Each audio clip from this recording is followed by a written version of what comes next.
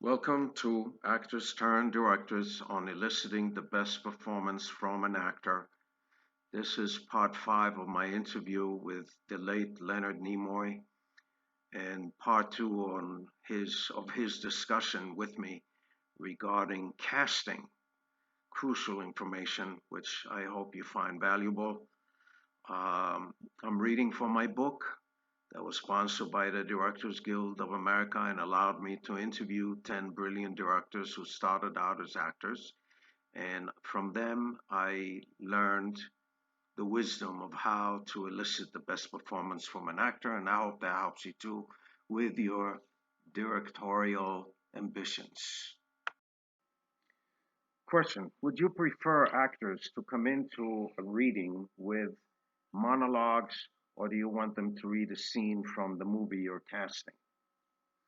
I prefer to have actors reading from the movie they are auditioning for because, as the director, I would like to see if the quality of the actor mates with the material. It's often not a question of talent. Often the talent is given. You say, I know this is a very talented person, but I really don't have a sense of what this human being will do to this role and this film. When reading actors, sometimes I have them do it in several different ways, but I don't encourage improvisation much. I think it's extremely difficult unless you have a lot of time with a person who has been cast in a role. Then, if you want to do some explorations, I think it is great. But under the structure of the reading situation, I will give directions for a couple of different reasons. Maybe I think the person has got the wrong slant on the scene. Maybe there's some information this person doesn't have that makes the subtext of the scene different than what that person would bring. Maybe something this person does is subtly illuminating the character in a way that I hadn't thought about. I'll say, why don't you try a little more of that in this other scene or whatever to see if maybe that takes me in a different direction. And I start to get excited about what we are discovering. So, in cases like that, I will give direction in reading. Sometimes, if I think, no, this really is not right, I am not comfortable with this person in this role, then I thank the actor very much for coming in and go to the next actor. Question: do you see a lot of actors before you make a decision? Let's say you just started interviewing for a role and somebody walks in, the second person, and is great. Would you just stop and say, this is it? Leonard: I'm perfectly happy with doing that, sure. If the person really is right and wonderful, then absolutely, absolutely. Question: how important is your casting director's input in your final decision?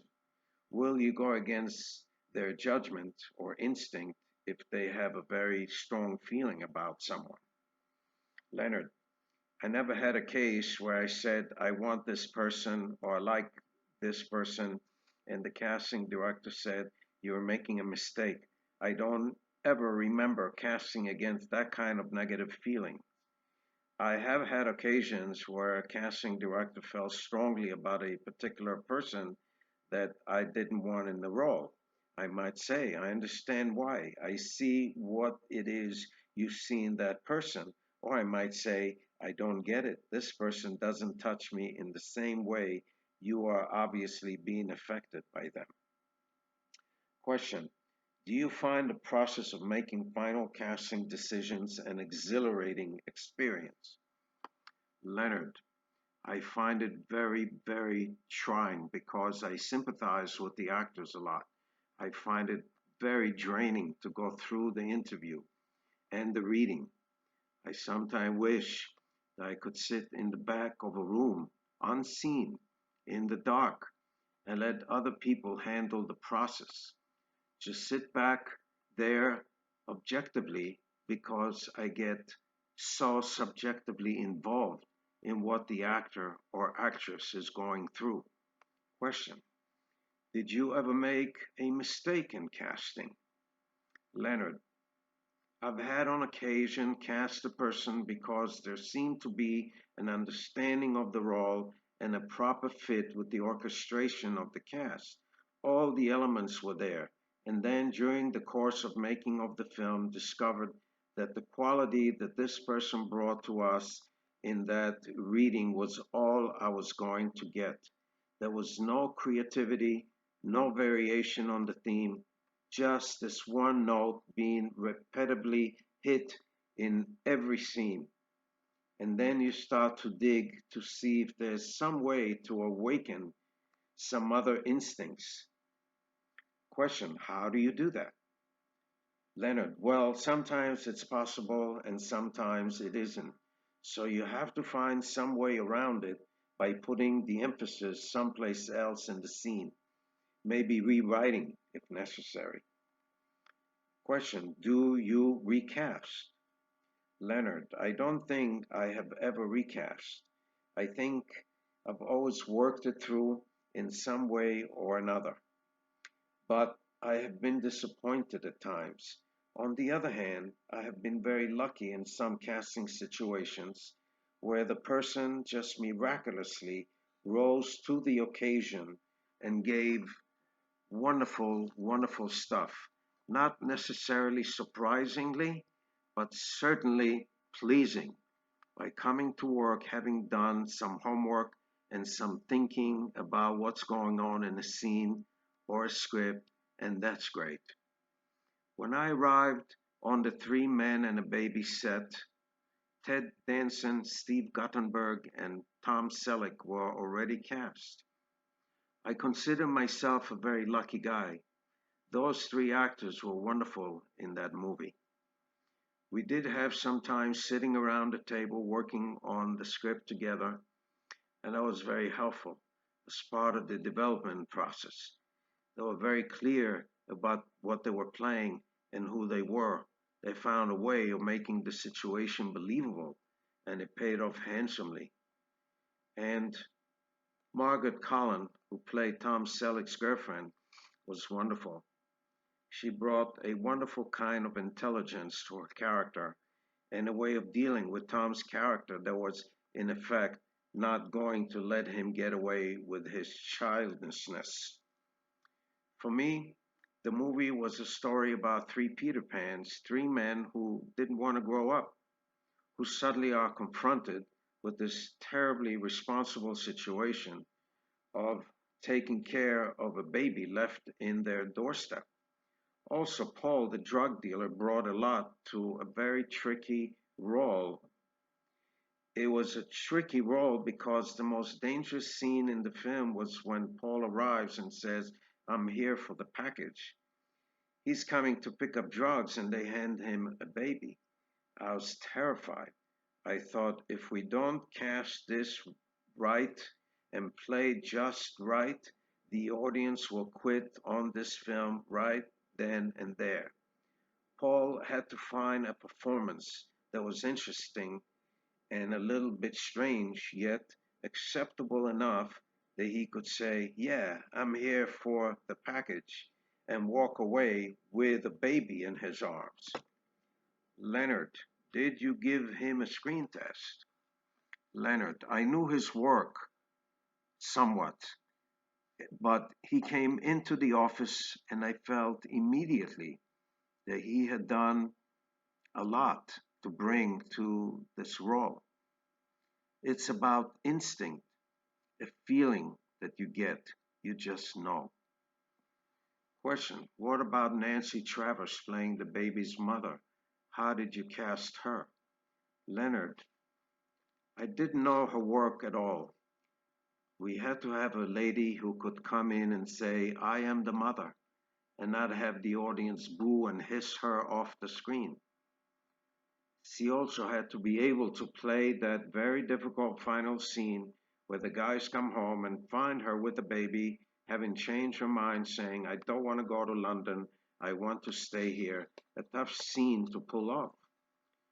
You say, come on, lady, why don't you make up your mind? You're driving these guys crazy. You're bouncing the baby from home to home to home. We tested her and she played that scene so wonderfully. She was so touching. Question: do you check an actor's references with other directors? Leonard: occasionally I've had conversations with other directors about an actor and said, what was your experience with this actor? I've done the same with the crew. I've called other people and said, what was your experience with the cinematographer?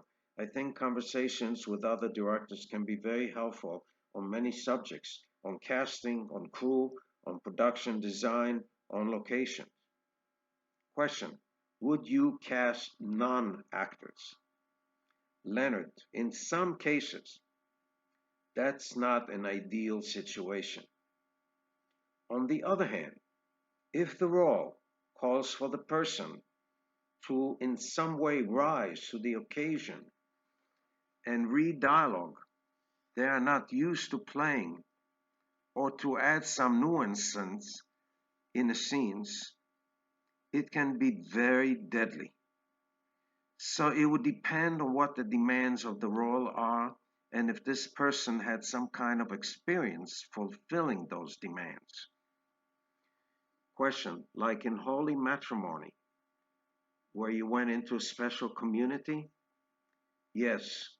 When we went into the community and we were not allowed to stay there, but we learned a lot about the Hutterites and their lifestyle, and they told us all about who they were and how they functioned and what their lives were all about. We had some fascinating times with them. Question: tell me about casting Christian Lottie in Funny About Love. Leonard: I saw Christine Lottie in a play and met her afterwards. We talked and she met with Gene Wilder and they both enjoyed each other. They had a rapport. I felt we could have a nice relationship here. I think the chemistry between them was very successful in the movie. Question: I thought the chemistry between Mary Stuart Masterson and Gene Wilder was right on. I almost wanted him to stay with her. I said, wouldn't he go back to this girl who brought light into his life? I was shocked that he'd want to go back to Christine Lottie, with whom he fought a lot, while the character played by Mary Stuart made him laugh all the time. Leonard: you're absolutely right. It was the danger in the story. My hope was that we would understand that he had a more mature relationship with Christine, that she offered more stability, and there was a real deep love between them. Their relationship with Mary Stuart was fun, it was sexually exciting for a while, but his heart really wasn't there. He had to work at it. It was trying for him, and he felt dishonest in that relationship. I think we captured some of that. Question: tell me about casting Gene Wilder. Leonard: when I felt that Gene was the right guy, I asked the studio for approval to send the script to him with the understanding that if he accepted it, we would hire him. I was really, really interested in casting him, so I called him on the phone through his agent and I said, I'd like to send you a script. You'll get it tomorrow, and I'll visit with you the next day. I didn't want to wait for a response from a telephone or whatever because I wanted to discuss it with him personally before he could say no. I ended up spending a couple of days with him at his home in Connecticut. He was very warm and friendly and wonderful. We had made endless notes and questions that were all intelligent and in keeping with what we would try to accomplish. Once we realized we had a meeting of minds, we went to work. Question: would you share some keys to successful casting? Leonard: as a general rule, and this rule is to be broken periodically, I have found that the actors and actresses who reject the role are probably doing you a favor. There are exceptions, of course. I have been talked into doing a role in which I was successful. I didn't want to play Morris Meyerson, and Ingrid Bergman didn't want to play Golda. Harv Bennett, the producer, to his credit, pursued her relentlessly. I saw mail from her that said, "Thank you very much. I'm very flattered. It's a wonderful role, but I don't believe I can play this character because dot dot dot. Please accept this as a final no, no, no." And yet he still pursued her and got her to play the role, and she did an amazing job. I didn't feel for a moment that I could pull off Morris Meyerson. I thought, I'm totally wrong for this guy. Everything about me is not what this guy needs to be. But Harv pursued me, and I ended up getting an Emmy nomination for the job and having a very satisfying experience. Question: how did he pursue you? Leonard: 3 or 4 times I said no. He just kept engaging me in conversation about it. One time he called and said, "I have something I want you to see." I said, "What?" And he said, "It's a photograph of Morris and Meyerson that you could not have seen. I think you might find something interesting about this." I went to his office and he showed me the photograph, and I said, "Harv, are you saying that I look like this guy?" And he said, "No." "Are you saying that there is something about this guy that I should recognize in myself?" "No, not necessarily, but there is something about him." He just kept pulling on the finest little thread, anything to convince me, and he did a great job getting me talking about this character until finally I found a point of interest, and I said, maybe I'm beginning to understand what I have to do to play this role. I'll try it. I ended up being extremely happy that I did. But when I have been rejected by an actor or actress who I thought was right for a role, I have most often found that the person whom I ended up with was better in the role than the person I went after previously. So, as a general rule, I think intelligent actors and actresses are helpful to you when they say you'd better get someone else, with an occasional exception, of course.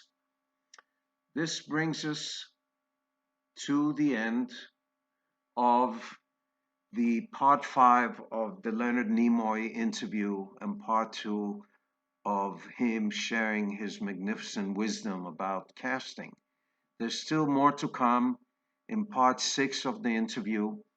Leonard was one of the longest interviews and one of the most productive for me in terms of educating myself on how to deal with actors. And I hope you find this information valuable as well. The book is available as a Kindle ebook on Amazon. And if you like this, if this information is valuable, please like, share, and subscribe. And I look forward to seeing you, engaging with you real soon on part 6 of the Leonard Nimoy interview. Thank you.